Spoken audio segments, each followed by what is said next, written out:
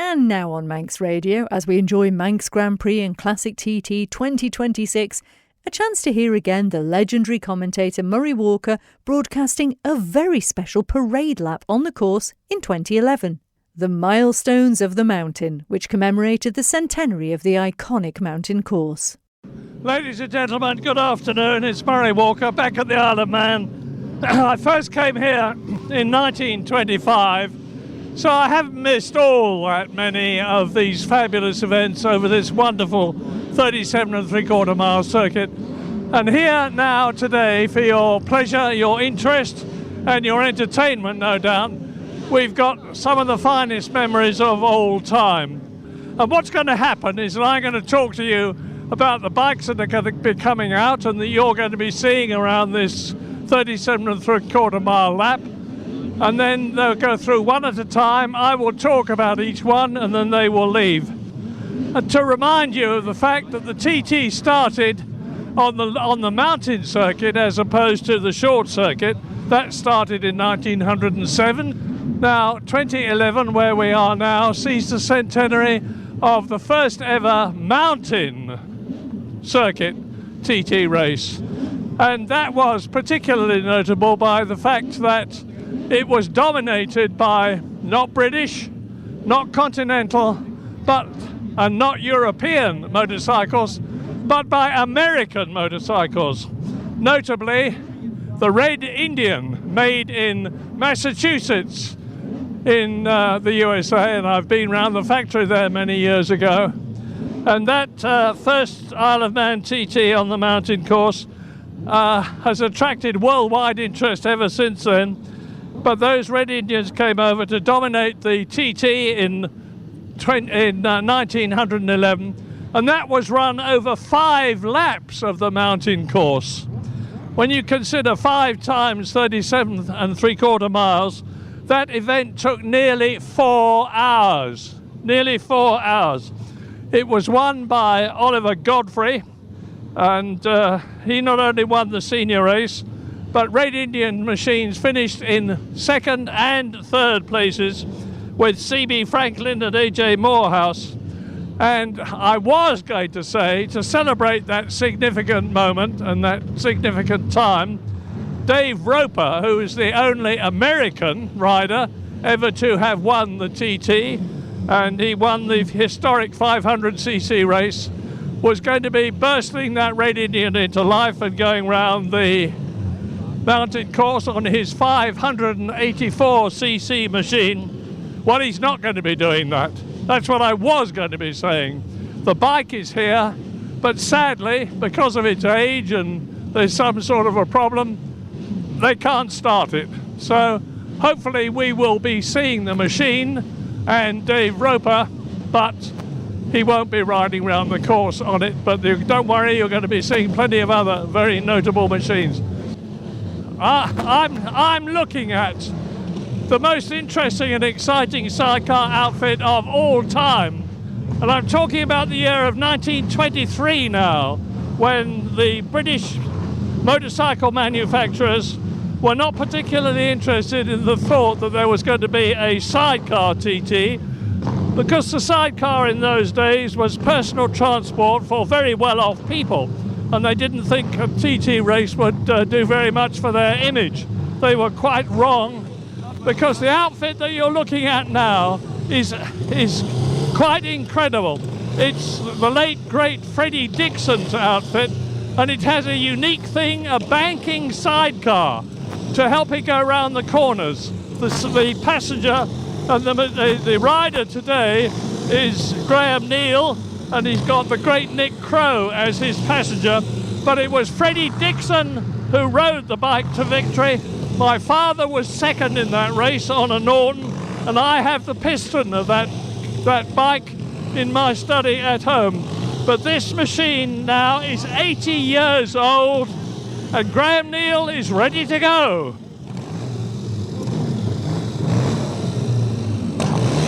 Give him a tremendous round of applause. 80 years old that outfit is, and it's going to go 37 3/4 miles around the TT course. Now, one of the greatest TT riders of all time was Stanley Woods, who came from Dublin in the Isle of Dublin in Ireland, and he was the man who, before the war, had achieved no less than 10 TT victories, which in those days was an unbelievable achievement, because in those days there were only 3 TT races during the whole week, not a lot more like there are now. Stanley made his debut in 1922. He won his first race in 1923.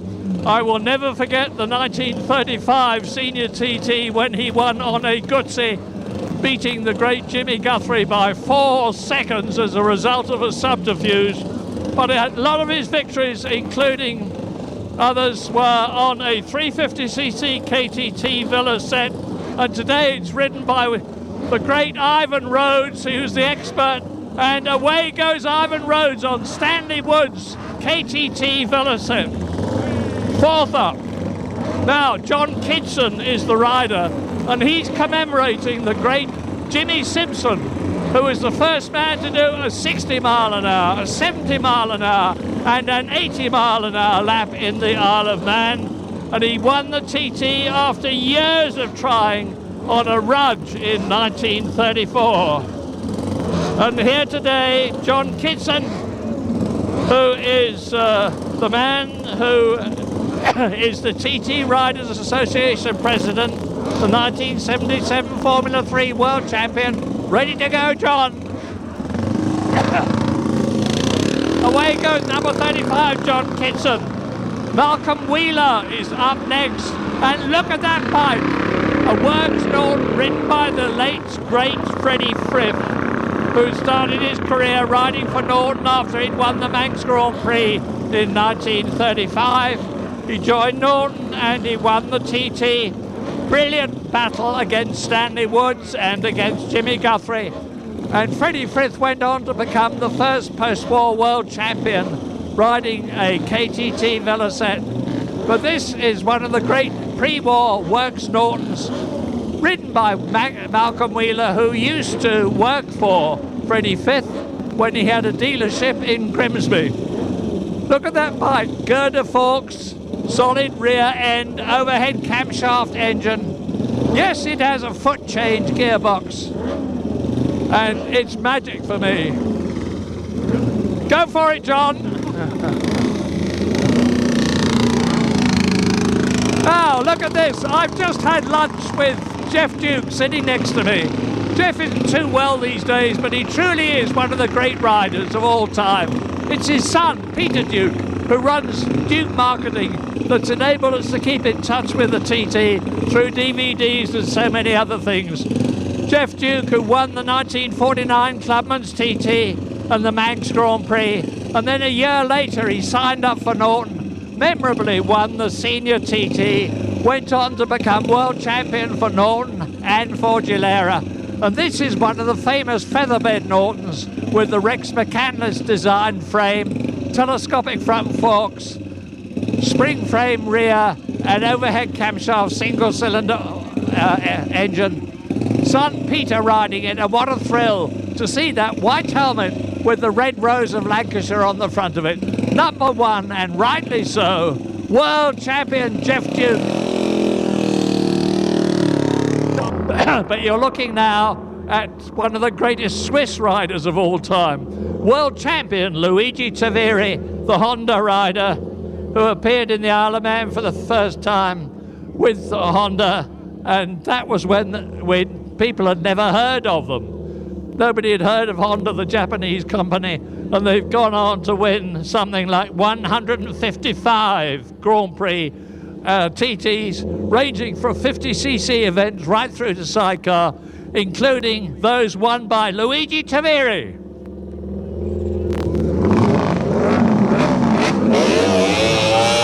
Just listen to that 4-cylinder yowl.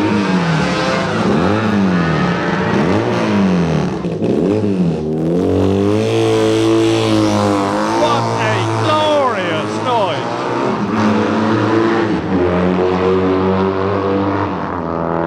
Remember Bill Ivey, the diminutive little Englishman who was a brilliant rider for Yamaha, and Phil Reed dominated the TT in the 1960s and 1970s on their four-cylinder Yamahas.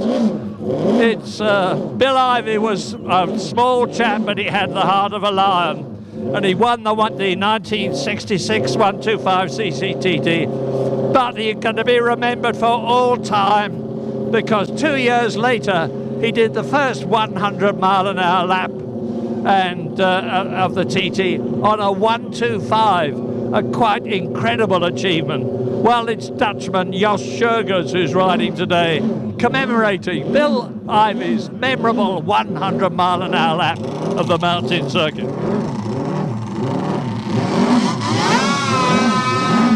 Now, Bill Ivey's chief rival was his teammate, Phil Reed, MBE. Now, Phil won the junior TT in his first attempt, and that set him on a career for works machinery. He rode for Gilera, he rode for Yamaha, MV Augusta, Honda. He raced with the best. He raced against Mike Aylward, Jim Redmond, Bill Ivey, Agostini. Phil Reed, the first man to win world championships in 125, 250 and 500cc categories.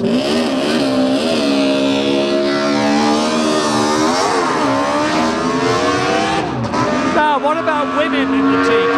Well, there haven't been all that many of them, but Rose Arnold is one of them. And it was Beryl Swain who had the honour of being the first female solo competitor at the TT. And Rose Arnold finished second in the 1968 750cc sidecar TT, becoming the first woman to put her foot on the podium. And she's it's Roy Hanks, his niece, and Julie Hanks, and they are lapping on the identical BSA outfit that was used in 1968. Pay attention! Giacomo Agostini is on the line, arguably the greatest rider of all time. And look at that bike, four-cylinder MV Augusta with the multiple world champion, the man who finished second to the immortal Mike Aylward in 1967, and Agostini won 10 TT races between 66 and 62 and finished second in that great race in 1967. He eventually retired with a broken chain. He's won 15 world titles, 122 Grand Prix victories. The great Agostini!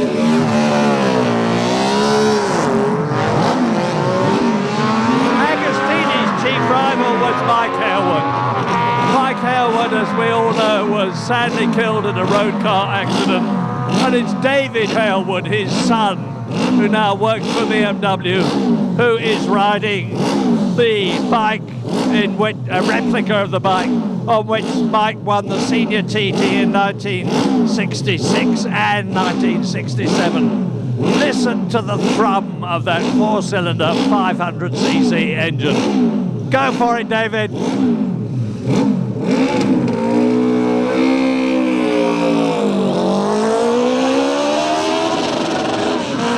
I'm pausing here because if anything ever brings a lump to my throat, it's a memory of my great friend Mike Aylward.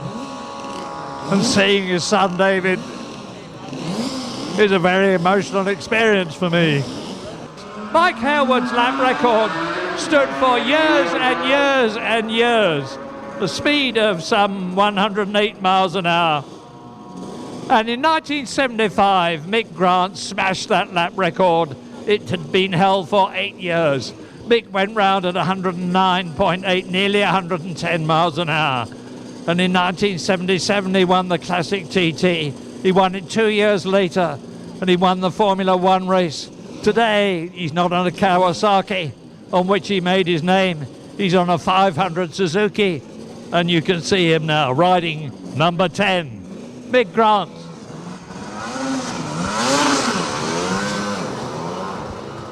Now, I don't know whether to talk about the man who's riding this outfit.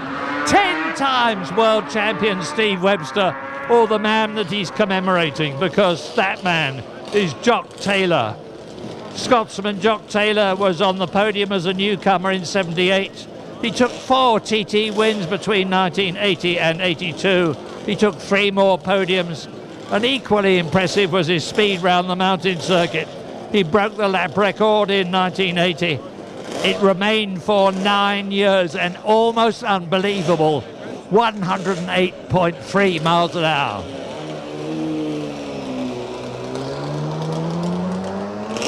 Charlie Williams, you've heard him on Manx Radio. He's, look at his bike there, and Charlie Williams first came to prominence when he won the lightweight Manx Grand Prix. The TT soon followed. He won 9 TT races in a career with victories in the lightweight, the junior, the production, the Formula 2. He's on a special Maxton Yamaha today. It's got a longer stroke engine, capacity of 385cc, and Charlie is on his way now, 2-stroke Yamaha. Look at the tank on the back of it. That is a specially big tank which will enable the bike to do 3 laps of the TT. Who is the greatest rider in terms of victories at the TT? It's Joey Dunlop, of course, and this is his son Gary Dunlop riding the 750cc Honda which Joey rode in 1999. I don't know how much you want me to say about Joey. There is so much. A truly great rider who won so many races, only to be tragically killed in a 125cc race in Finland. 5 times world champion, 3 times a hat-trick winner in the Isle of Man. An incredible achievement, a wonderful bike and a great son.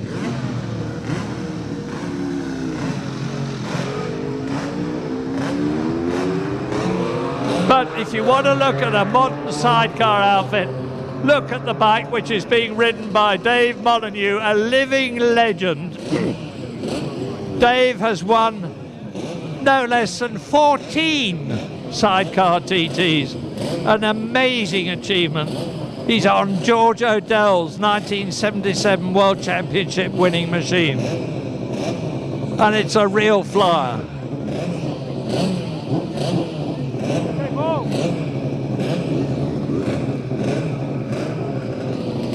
Well, we're waiting for Dave to go away. He battled all his way with Kenny Howes and Steve Pointer before getting the line.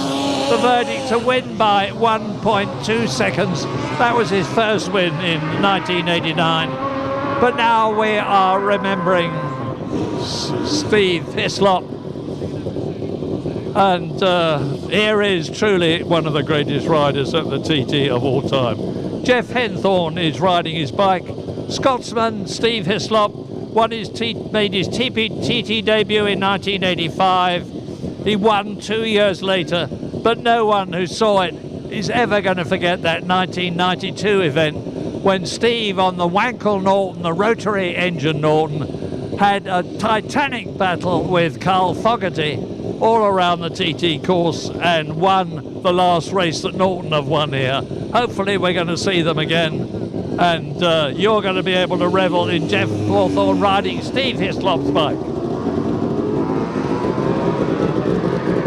Now, Steve Hislop rode a rotary engine Norton, a Wankel Norton, as I was telling you. You've just seen Jeff Hawthorne going round on his previous Formula 1 bike.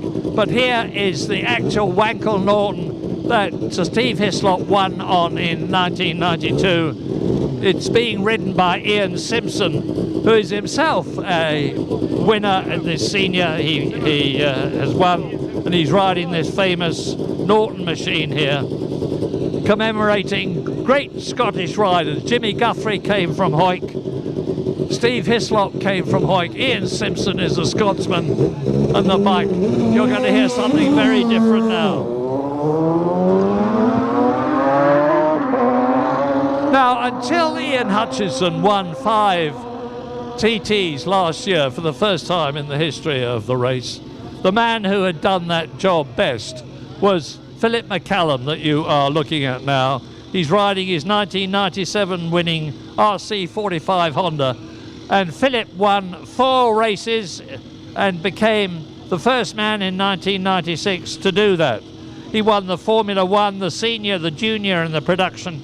And at his peak, and he was a hard-charging man, he was unbeatable. But he retired in 1999 because of injuries got. Philip McCallum won 11 TTs. He's in his element now, and he is on his way.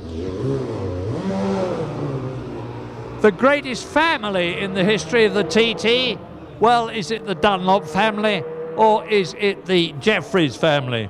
Because Alan Jeffries, against whom I rode in the Scottish 6 Days motorcycle trial, and Tony Jeffries and Nick Jeffries and, of course, David Jeffries have all got superb records in the TT races. It looks as though Nick Jeffries, that I'm talking about now, has got a bit of trouble with the bike, which is smoking. It looks to me as though the engine is boiling over. Yorkshireman Nick Jeffries is part of that unique racing family.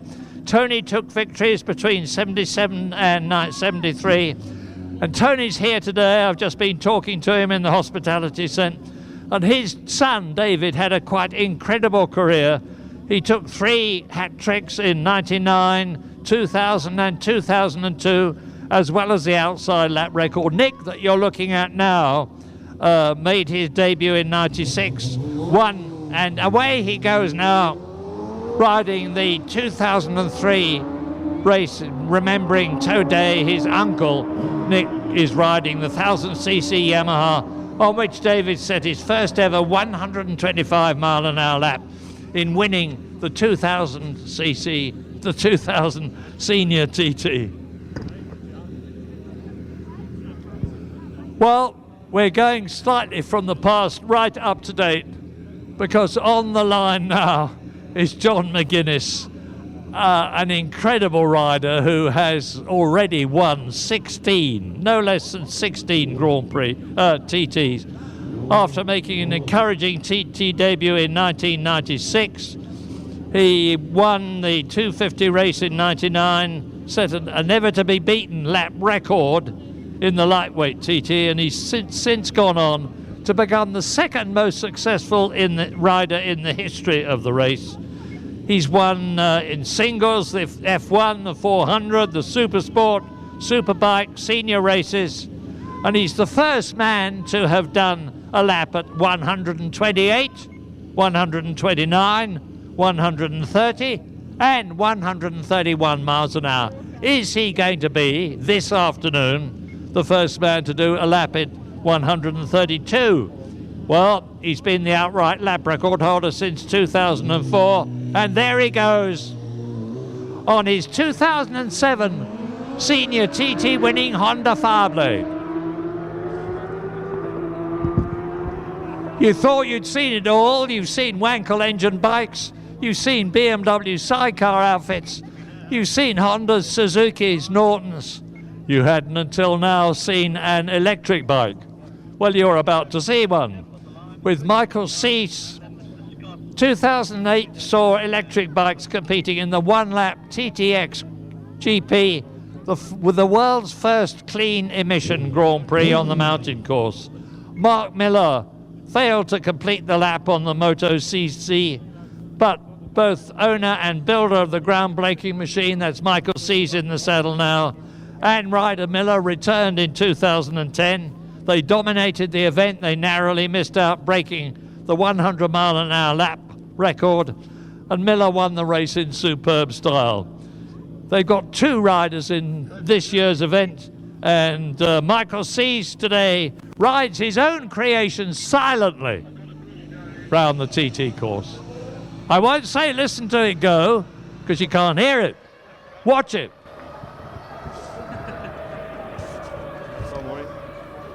And now I would like to pay personal homage to a quite incredible man that you're seeing waiting to start this race, this demonstration. Ian Hutchison created history last year by winning not 1, not 2, not 3, not 4, but 5 solo TT races all in the same week. Never been done before. Will it ever be done before? One doubts it. Since then, as you will well know, he's been recovering from the most appalling leg injuries. He's on a racing bike for the first time since then, and if anybody ever deserved a round of enormous applause, it's Ian Hutchison.